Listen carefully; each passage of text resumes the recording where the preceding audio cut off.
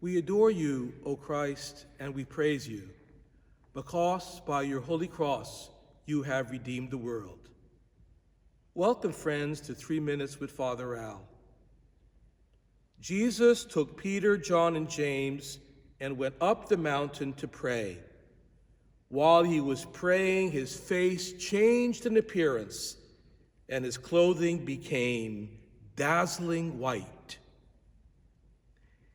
In 1988, I had a phone conversation with Father Benedict Groeschel, who lived in the South Bronx in New York, and I told him I was discerning a vocation to the priesthood, and he recommended that I spend a summer with the Missionaries of Charity in the South Bronx. The Missionaries of Charity were founded by Mother Teresa. Well, it was a very tough summer. It was 100 degrees every day with almost 100% humidity, and I was working literally from 7 in the morning to about 10 at night. It was a grueling pace, and after a couple of weeks, I found myself very tired. So I remember one morning dragging myself out of bed, and I went to the chapel to attend Mass. And I was having, I guess, kind of a pity party. I was slouching and felt really, really drained and exhausted. And all of a sudden, the room filled with light, and the light had this force to it. It lifted me out of my doldrums, and I felt a renewed sense of energy. And I was wondering, I wonder what's going on here.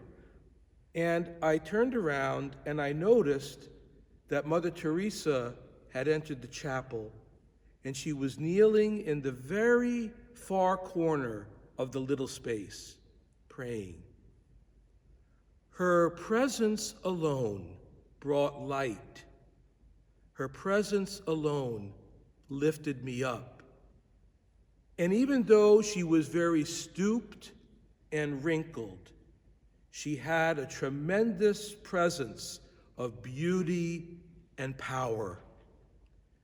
The Feast of the Transfiguration is a reminder to us of the beauty, power, and grandeur of God. And this week, I'd like all of us to be especially attuned to how the beauty of God breaks through our normal experience to lift up our hearts and to prepare us for the struggles that await us. There's a concept in philosophy called aesthetic arrest. When you see something beautiful, pause and allow that beauty to speak to you.